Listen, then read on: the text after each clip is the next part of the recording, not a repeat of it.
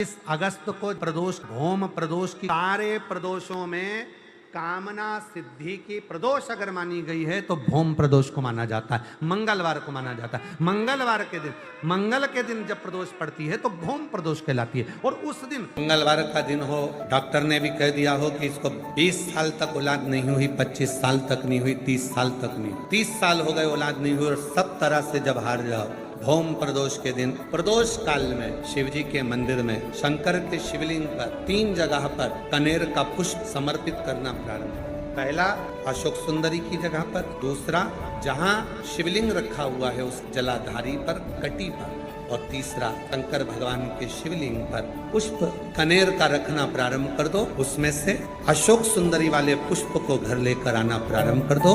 भौम प्रदोष के दिन 4 से 5 भौम प्रदोष करोगे और एक दिन मेरा बाबा तुम्हारा गर्भ ठहरा देगा और बाबा की कृपा से तुम्हारे घर में संतान। सावन के महीने में प्रदोष का जो दिन आए, 2 प्रदोष श्रावण के महीने के 2 प्रदोष पड़ेंगे। किसी भी प्रदोष पर एक पीपल के पत्ते पर कनेर का पुष्प अपने घर के अंदर रख लीजिए प्रदोष के एक दिन पहले, और प्रदोष वाले दिन उसको बहते हुए पानी में डाल दीजिए। जिंदगी में जो तुम्हारे यहाँ तकलीफ चल रही है, एक उठ रहा है, एक बैठ रहा है, एक बीमार पड़ रहा है, एक ठीक हो रहा है, फिर बीमार पड़ रहा है, फिर ठीक हो रहा है, ये ठीक हुआ, फिर इसको हो गया, फिर इसको कुछ हो गया, फिर किसी को कुछ हो गया, अर्थात शिव का नाम लेकर। और फिर ही ध्यान देना, इस क्रम को करने के लिए आपको तुम रुकेश्वर महादेव का नाम लेना पड़ेगा। कौन से महादेव का नाम बोलना है?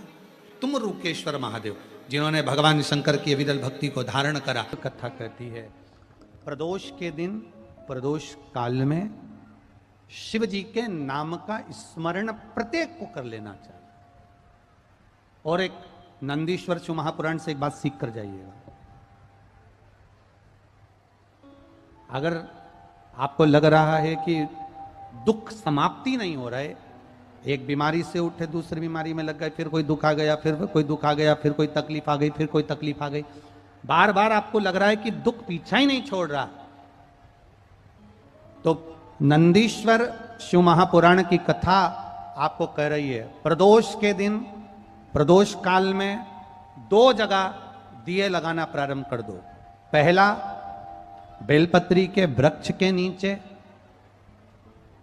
पहला दिया प्रदोष काल में, प्रदोष के दिन बेलपत्री के वृक्ष के नीचे, और दूसरा दिया अपने दरवाजे की चौखट के बाहर। मतलब अपन बाहर खड़े होंगे, अंदर की ओर दिया नहीं, बाहर की ओर। एक दिया बेलपत्र के नीचे देवाधिदेव महादेव से प्रार्थना कर कर, हे शिव शंकर, हे गौरी शंकर, हे शिव, आज प्रदोष का दिन, प्रदोष काल में आप भ्रमण के लिए निकलोगे नंदीश्वर के साथ में, ऐसी कृपा करना, आपके लिए मैंने द्वार सजाया है भोलेनाथ, आपकी दृष्टि मेरी चौखट पर भी कर देना, मेरी जिंदगी संवर जाए। इसलिए 2 दीप स्मरण करो।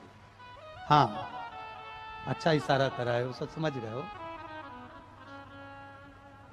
जिस दिए को आप लगाओगे प्रदोष के दिन, प्रदोष काल में, एक दिया बेलपत्री के वृक्ष के नीचे लगाया है, और दूसरा दिया जब आप घर में प्रवेश करोगे तो राइट हैंड पर ही लगाएं। कौन से हैंड पर लगाएं? राइट हैंड पर। बहुत बहुत साधुवाद आपको दीदी, धन्यवाद, धन्यवाद दो। उन्होंने इशारा करके बताया कि दिया किस ओर लगाएं, कम से कम अपने को अंदाजा तो लग जावे ना दिया किस ओर लगना चाहिए। साधुवाद था, बहुत बहुत साधुवाद। इसको जागरूक श्रोता कहते हैं, जिनको कथा के प्रति रुचि है और भगवान के भजन के प्रति रुचि है, वो तुरंत भाव से उसको स्वीकार कर ले। तो 2 जगह दीप, पहला कहां पर लगाएंगे? जम के बोलो जरा। बेलपत्री के वृक्ष के नीचे। अब बेलपत्री के वृक्ष को भी समझना, कौन सा वृक्ष होना चाहिए? जो आप खड़े हो, दोनों हाथ ऊपर हो, उस हाथ तक भी उसकी पत्ती को स्पर्श ना हो पाए, मतलब उसकी छाया हमारे पूरे शरीर पर पड़े, तो बेलपत्री के वृक्ष की मूलता का आनंद है। जो छोटे बेलपत्री के वृक्ष होते हैं, छोटे छोटे जो पौधे होते हैं बेलपत्री के, इनको जल डालकर, खाद डालकर सिंचित करो, बड़ा करो, उनको पोषित कर कर, बड़ा कर कर कहीं अच्छी जगह उनको लगाओ। ये नहीं कि छोटी बेलपत्री के पत्ते तोड़ लो या छोटे से पौधे के पत्ते तोड़ लो, वो श्रेष्ठता नहीं है। शिव पुराण कहती है वृक्ष वो होना चाहिए जिसकी छाया हमारे ऊपर आए। बाकी के आपके घर में आप बेलपत्री का पौधा लगाते हो, उसको बड़ा करो, बड़ा करने के बाद उसको कहीं अच्छी जगह पर लगाओ जिससे वो बेलपत्री का पौधा बड़ा हो जाए। बड़ा हो जाएगा, हम हैं नहीं हैं, कम से कम वो पौधा रहेगा, वृक्ष बनेगा। वृक्ष बनेगा तो उसकी पत्तियां टूटकर महादेव पर चढ़ेगी तो हमारा कल्याण अपने आप हो जाएगा। उसमें लगाइए, आप वो बेलपत्री के पौधे को बड़ा करिए, उसको लगाओ, वृक्ष हो बड़ा। तो पहला दिया कहां लगाएंगे? बेलपत्री के वृक्ष के नीचे। और दूसरा, अपने घर में प्रवेश करते समय राइट हैंड में बाहर की। शिव तत्व को जानना कर। कौन से दिन? जम जम के बोलो जरा। प्रदोष के दिन। कौन से समय? प्रदोष काल, शाम का जो समय हो, शाम का समय, प्रदोष काल का समय भगवान को दीप प्रज्वलित कर दिया। शिव तत्व कह रहा है। नंदी ने शंकर भगवान से कहा आपने वचन दिया था मेरे को, आपने मुझे वचन दिया था,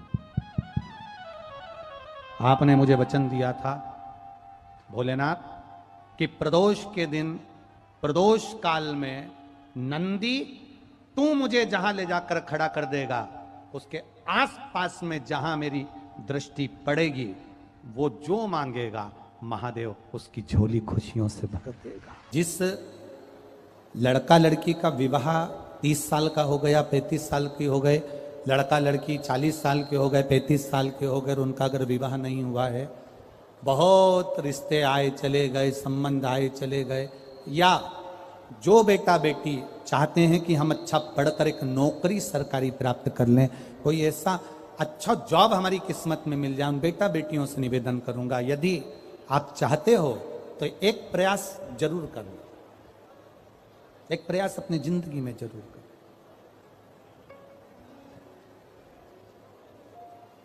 शिवलिंग समझ लेना जरा अच्छे से। शिवलिंग जलाधारी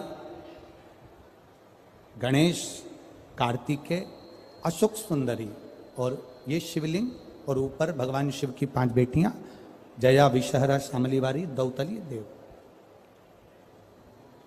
3 प्रदोष या 3 शिवरात्रि। कितनी प्रदोष? 3 या 3 शिवरात्रि। मेरा बेटा बेटियों से निवेदन है, जो अच्छी पढ़ाई कर रहे हैं, मेहनत करो, अच्छा पढ़ो, और मेहनत के साथ में जब कंपटीशन एग्जाम में बैठने का समय आए, 3 स्थान जहां पर आपको, प्रथम अशोक सुंदरी, अशोक सुंदरी की जगह पर जब आप बेलपत्र समर्पित करेंगे तो डंडी का मुख जहां से पानी बहता है उस स्थान पर रखेंगे। दूसरा, शमी का पत्ता, शमी का पत्ता। दूसरा, शमी के पत्र को देवादिदेव महादेव पर जब आप समर्पित करेंगे तो उसका डंडी का मुख भी जहां से जल बहता है उस ओर रखेंगे। और तीसरे नंबर पर है आंख का पुष्प। एक पुष्प होता है आंख का सफेद, और एक पुष्प होता है हल्का सा नीला। करें दर्शन आप लोगों ने? जम के तो बोलो जरा, करें ना? एक सफेद होता है, एक हल्का सा नीला होता है। सफेद आंख का जो पुष्प होता है वो केवल देवादिदेव महादेव का एक स्वरूप होता है, और हल्का सा जिसमें गुलाबीपन, नीलापन होता है वो शिव, पार्वती, गणेश, कार्तिकेय, अशोक सुंदरी, जया, विषहरा, सामरीवारी, दौतली, देव और शिव जी के जितने गण हैं उन सबका प्रतीक होता है।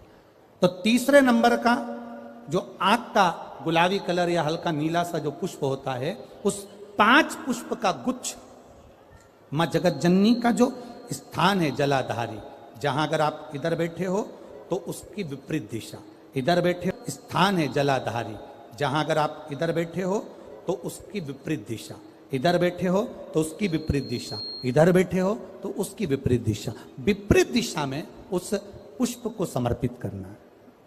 अच्छी पढ़ाई करो, अच्छी मेहनत करो, और मेहनत के साथ में जब कंपटीशन एग्जाम के लिए जा रहे हो, उस जगह पर सीए की पढ़ाई भी कर रहे हो, चाहे किसी भी पढ़ाई में लगे हो, मेहनत के साथ में बाबा देवादिदेव महादेव को 3 प्रदोष या 3 शिवरात्रि आप दिल से बाबा को समर्पित कर कर, बाबा से प्रार्थना कर कर अशोक सुंदरी पर चढ़ाई हुई बेलपत्र को वापिस लेकर आइए। जिस विद्या स्थल पर आप पढ़ाई करते हो, जिस कमरे में आप रहते हो, वहां उस बेलपत्र को 3 प्रदोष की या 3 शिवरात्रि की बेलपत्र रखिए। जिस समय बाबा आपकी नौकरी लगा दे, ये 3 बेलपत्र एक साथ किसी भी प्रदोष पर शिव जी को समर्पित करिए। ये शिव तत्व। आप मेहनत करें, खूब मेहनत करें, कंपटीशन एग्जाम के लिए जितनी कोचिंग कर सकते करो, मेहनत करना उतना करो, जितना करते उससे 4 गुना ज्यादा करो, और उसके साथ में देवादिदेव महादेव से प्रार्थना, तेरा ही दिया मैंने खाया पिया है, तेरा शुक्रिया है, तेरा शुक्रिया है। अब जिनका मंगल विवाह नहीं हो रहा, 30 साल हो गए, 35 साल हो गए, 40 साल हो गए, उनके लिए भी वर्णन आता है।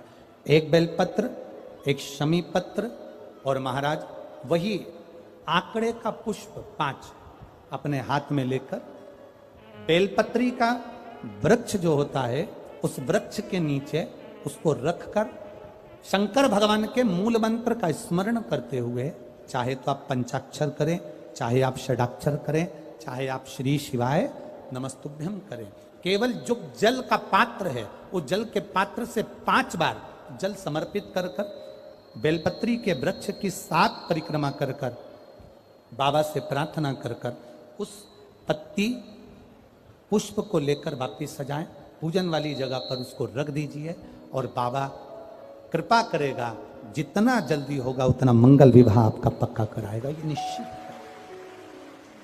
बेलपत्र का पूजन, कहीं दूर जाने की जरूरत नहीं है हमको भगवान को पाने के लिए। तुम्हारे घर के पास में जो शिवालय हो, तुम्हारे घर के पास में जो देवालय हो, हम वहां भगवान की आराधना करें, हम वहां आराधना। तो शिवलिंग का स्मरण आप करेंगे, बीच में जो एक मोटी सी लाइन होती है, इसको अशोक सुंदरी कहते हैं। सब लोग दर्शन करें, जम के बोलो जरा, करें। अशोक सुंदरी की जगह जहां पूरी हो जाती है, उसके बीच में शिवलिंग, और उसके बीच में थोड़ी सी जगह खाली आती है। करें दर्शन, समझना जरा बहुत अच्छे से। जैसे ये अशोक सुंदरी की जगह है, हम निवेदन करेंगे आस्था चैनल वालों से भी और एलईडी वाले भी, जिन जिनको एलईडी पर आप दर्शन करा रहे हैं वो पूरी तरह से कराएं। गणेश जी का स्थान, षडानंद कार्तिकेय का स्थान, अशोक सुंदरी का स्थान बीच में। अशोक सुंदरी का जो स्थान पूरा हो जाता है, वहां से लेकर शिवलिंग के बीच में खाली जगह आती है। करें दर्शन आप लोगों ने, खाली जगह आती है। उस खाली स्थान की जो महत्वता है, ये जो अशोक सुंदरी से लेकर बीच में जो जगह है, ये भगवान शंकर की जो धर्म पत्नी है माता पार्वती, उनकी जो योगनियां हैं 64 योगनी, उनकी जो शक्ति पीठें हैं, उनकी जो सिद्धता है, उनकी जो सिद्धियां हैं, ये अशोक सुंदरी से शंकर के शिवलिंग के बीच में जो खाली जगह होती है, इस स्थान पर 64 योगनियां, देवियां, अष्ट सिद्धियां, नवनिधियां सब इस स्थान पर रहती है। इसलिए हमारे यहाँ शिव महापुराण की कथा कहती है, पूर्ण पूजन के बाद अगर कोई नारी, कोई पुरुष, कोई बच्चा, कोई बुजुर्ग अपने मन की बात का स्मरण इस जगह पर हाथ को रखकर, जैसे किसी के हृदय पर हाथ रखते हैं तो दिल धड़कता हुआ स्मरण होता है, उसी तरह यहाँ स्पर्श करेंगे, और स्पर्श कर कर जब अपने मन की बात करते हैं तो देवादिदेव महादेव नंदी के साथ आकर प्रदोष के दिन कार्य की सिद्धता पूर्ण करते हैं। उस स्थान की मूलता होती है, वो स्थान समझ में आएगी ना जगह। अरे बोलो तो जम के, नहीं समझ में आई हो तो एक बार फिर वापिस समझ लीजिए, फिर समझोगा। स्थान देखिएगा, अपने को भगवान की कृपा से यहाँ नागपुर में शंकर जी का शिवलिंग कोई ने कागज का बनाकर यहाँ जो भेजा, ये काम बाबा की कृपा से आप लोगों के स्मरण के लिए आया। देखिए जरा, गणेश जी का स्थान कार्तिकेय जी का स्थान, बीच में ये आ गई अशोक सुंदरी की मोटी सी लाइन। अशोक सुंदरी की लाइन जहां खत्म होती है, वहां से जो शिवलिंग रखा है, इसके बीच की जो जगह है, ये जो बीच में अशोक सुंदरी के स्थान से लेकर शिवलिंग के स्थान के बीच में जो खाली जगह है, ये 64 योगनियां, अष्ट सिद्धियां, नवनिधियां, सब कुछ मेरे देव अधिदेव महादेव ने माता पार्वती को अपने चित्तवृत्ति के साथ यहां अनुमति प्रदान कर रखी है। वहां का स्पर्श, वहां का मात्र स्पर्श और हमारे दिल की बात। शंभो, आप में से कितने लोग हैं जो पार्थिव लिंग का निर्माण करते हैं? काय में बनाते हो? पात्र में। पात्र के अंदर जब शिवलिंग का निर्माण करते हो तो सबसे पहले नीचे एक बेलपत्र रखते हो, एक बेलपत्र। क्यों? कहते हैं जब हमने शिवलिंग बना लिया, पूजन चालू कर दी, पानी डालना प्रारंभ करा, ये तो मिट्टी है, धीरे धीरे पानी चढ़ते चढ़ते गलने लगती है। जब मिट्टी गलने लगती है, शिवलिंग थोड़ा थोड़ा खंडित होने लगता है। मन में आता है कि हमने शिव जी की पूजन करी, शिवलिंग मिट्टी का था, गल रहा है। शहद चढ़ाने से, दूध चढ़ाने से, जल चढ़ाने से, अभिषेक करने से मिट्टी गलने लगी है, शिवलिंग खंडित होने लगा है। शिव महापुराण की कथा कहती है, पार्थिव लिंग को, मिट्टी के शिवलिंग को जब हम बेलपत्र के ऊपर निर्माण करते हैं, पार्थिव शिवलिंग बनाकर पूजन करते हैं, तो वो मिट्टी का शिवलिंग अगर गल भी जाए, टूट भी जाए, पानी में बह भी जाए, तो याद रखना वो कभी खंडित नहीं माना जाता, वो अखंड ही माना जाता। जब तक आपकी पूजन चलेगी तब तक वो अखंड ही माना जाएगा, जब तक उसका विसर्जन नहीं होगा। उसकी विसर्जन नहीं होगा तब तक वो अखंड कहलाए। शिव तत्व कह रहा है, भगवान शंकर का पावन चरित्र कह रहा है। एकांबरेश्वर महादेव कांचीपुरम में, तमिलनाडु में, भारत की भूमि पर दुनिया के सबसे विशाल मंदिरों में, जो विशाल मंदिरों की गणना होती है, उन विशाल मंदिरों में सबसे बड़े मंदिर की गणना में कांचीपुरम का, ये तमिलनाडु का मंदिर एकांबरेश्वर महादेव का आता है। एकांबरेश्वर, जहां पर पाषाण का शिवलिंग नहीं है, जहां पत्थर का शिवलिंग नहीं है, जहां सोना और चांदी का शिवलिंग नहीं है, जहां हीरे पन्ने का शिवलिंग नहीं है, जहां पर मिट्टी का पार्थिव शिवलिंग की पूजन होती है। अब जरा विचार करिएगा, गुरुजी क्या बात कर रहे हो? ये पार्थिव शिवलिंग, मिट्टी का शिवलिंग जहां एकांबरेश्वर महादेव के मंदिर में पूजा जाता है, वहां क्या वो शिवलिंग मिट्टी का फटा नहीं होगा? क्या उसमें दरार नहीं पड़ी होगी? क्या वो मिट्टी का शिवलिंग बेकार नहीं हुआ होगा? हम जब पार्थिव शिवलिंग का निर्माण करते हैं तब उस समय उसमें हम बहुत से पदार्थ डाल देते हैं। आप कुछ डालें ना डालें, दो चीजें मिट्टी के अंदर अवश्य डालें, एक मक्खन या दूध या गाय का, जम के बोलो, घी, और दूसरा भस्म। ये दो चीजें क्यों डालना चाहिए? कि शिवलिंग अच्छा बनेगा, शिवलिंग पक्का रहेगा, दरार नहीं पड़ेगी, उसके लिए डालना चाहिए क्या? ना ना ना। पार्थिव शिवलिंग का निर्माण करने वाले दो चीजों का स्मरण अवश्य रखें। पहला, मिट्टी के अंदर जब हम मक्खन, दूध या गाय का घी डालकर शिवलिंग का निर्माण करते हैं, जिसके घर में वंश नहीं बढ़ता, 20 साल, 25 साल, 15 साल, 12 साल हो गए हों, और जिसके घर में बच्चा ना हुआ हो, हम उनसे भी निवेदन करेंगे कि प्रत्येक प्रदोष, प्रत्येक शिवरात्रि, हर महीने प्रदोष आती है, हर महीने शिवरात्रि आती है, प्रत्येक शिवरात्रि, प्रत्येक प्रदोष को आप मिट्टी के अंदर मक्खन या गाय का दूध या गाय का घी, देसी गाय का मिलाकर शिवलिंग बनाकर उसकी पूजन करना प्रारंभ करें। 1 साल पूरा नहीं होगा, भले 20 साल हो गए होंगे, पर आपका गर्भ जरूर फेरेगा, ये निश्चित। भले 20 साल हो गए, 22 साल हो गए, 25 साल हो गए, डॉक्टर ने मना कर दिया, नहीं होगा, फिर भी आप बाबा पर भरोसा, बोल बम का नारा है, बाबा है। आप विश्वास के साथ शिव की आराधना करिए। गाय, देसी गौ माता का दूध, मक्खन, घी, ये हमारे मिट्टी के अंदर मिलाकर जब हम शिवलिंग का निर्माण करते हैं तो हमारा वंश बढ़ता। दूसरा, भस्म। दूसरी चीज क्या है? जम के बोलो जरा, पीछे वाले भी। पहले नंबर पर है मिट्टी में मिलाया गया मक्खन, घी या दूध। दूसरे नंबर पर है, जम के बोलो जल्दी से, भस्म। ये दूसरे नंबर पर। भस्म का प्रयोग शिवलिंग का जब निर्माण करें, पार्थिव शिवलिंग जब बनाएं, मिट्टी में थोड़ी सी भस्म जरूर मिलाएं। भस्म किस चीज के लिए होती है? भस्म किसके लिए धारण कराई जाती है? तो महाराज शिव महापुराण की कथा कहती है, जब शरीर में कोई बड़ी बीमारी आने वाली होती है, आप एक साधारण सा प्रयोग कर देखिएगा अपने जीवन में। एक साधारण सा प्रयोग, जब आपको लगे कि डॉक्टर ने बोला है कि कोई बड़ी बीमारी का चांस बन रहा है, कोई बड़ी बीमारी होने वाली है, आप थोड़े दिन तक देवादिदेव महादेव का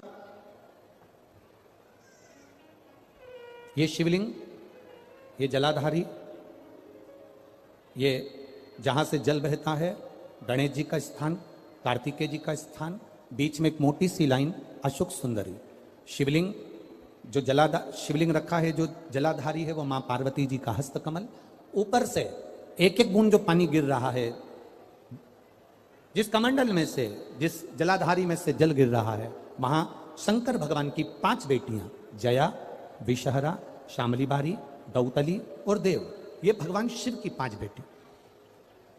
जब आपको लग रहा है कि मेरी जांच होने जा रही है, जब आपको लग रहा है कि मुझे डॉक्टर को दिखाने जा रहे हैं, मुझे लग रहा है कि कोई बड़ी बीमारी ना निकल जाए, अल्ट्रासाउंड करा रहे हैं, एक्सरे करा रहे हैं, उससे पहले घर में अगर थोड़ी सी भस्म रखी है, उस भस्म को जब आप जल चढ़ाने के लिए शिव जी के मंदिर में जाओ, हॉस्पिटल में दिखाने के लिए जांच कराने जाओ, उससे पहले एक काम जरूर करना, शंकर भगवान का जहां शिवलिंग रखा है, उस शिवलिंग के पास में भस्म का लेपन कर कर देवादिदेव महादेव पर 1 लोटा जल समर्पित कर कर उसी भस्म को अपने कलेजे पर, अपने हृदय पर लगाकर देवादिदेव महादेव का पंचाक्षर मंत्र नमः शिवाय, षडाक्षर मंत्र ओम नमः शिवाय या श्री शिवाय नमस्तुभ्यम बोलकर फिर आप जांच के लिए चले जाओ। कोई बड़ी बीमारी तुम्हारी जिंदगी में निकल ही नहीं सकती। भस्म हो। भस्म का काम क्या? हमारे रोग को, हमारी बीमारी को, हमारे आने वाले जो रोग हैं, जो बीमारी है, जो तकलीफ है, उसको समाप्त करती है भस्म का प्रयोग।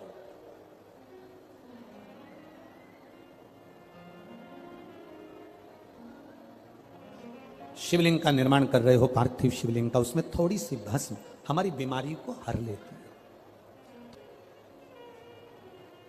चपटी भभूत में है खजाना कुबेर का।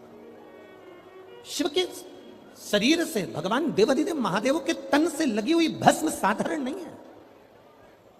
भस्म को चढ़ाने वाला भी साधारण नहीं होता और भस्म को लेने वाला भी साधारण नहीं होता। शंभु शरण पड़ी मांगो घड़ी रे घड़ी, दुख काटो दया दर्शन आपो। पार्थिव शिवलिंग का निर्माण करते समय 2 चीजें ध्यान से अवश्य मिलाएं। पहला माखन, घी, दूध, दूसरा भस्म। पार्थिव शिवलिंग का विसर्जन कैसे किया जाता है? पार्थिव शिवलिंग अगर आपने थाली के अंदर, पाटे के अंदर कोई सामग्री पर कोई ऊपर बनाया है, तो उसका विसर्जन कैसे करा जाता है? पार्थिव शिवलिंग का विसर्जन करते समय जिस पात्र पे पार्थिव शिवलिंग बना हुआ है, उस पात्र को नदी में शिव का नाम लेकर जल में उस पात्र को नीचे डाला जाता है, पात्र को पकड़ा जाता है और शिवलिंग को नीचे की ओर ले जाया जाता है। जब शिवलिंग पानी में थोड़ा कम दिखे, उस समय पर उसको धीरे से फिर जल में छोड़ दिया जाता है। जब थोड़ा कम दिखे, थोड़ा हाथ पानी में नीचे करा जाता है और नीचे कर कर फिर उसकी फूल पत्ती जब पानी में ऊपर आ जाए, दिखने लगे, तब शिवलिंग को धीरे से खसका दिया जाता है, जल में उसको विसर्जन कर दिया। क्यों? अगर तुमने पार्थिव शिवलिंग का विसर्जन करा और उसको तुम थाली में बना कर ले गए हो, पाटे पे बना कर ले गए, अब तुमने उसको उठाया तो टूटेगा कि नहीं टूटेगा? बोलो, जम के बोलो जरा। टूट जाएगा। तो इसको सबसे पहला विसर्जन करने के पहले जब पार्थिव शिवलिंग तुमने बना लिया, बनाने के बाद उसको जल के अंदर लेकर, जब पूजन करने के बाद जब जल के अंदर लेकर जाओगे, तो उसकी फूल पंखड़ी अपने आप पानी में तैरने लगेगी और शिवलिंग जल में चला गया, मतलब तुमने विसर्जन कर दिया। अब भले तुम धीरे से उसको, जो पार्थिव बनाया है, तुम धीरे से उसको पानी में फिर धीरे से विसर्जन कर सकते।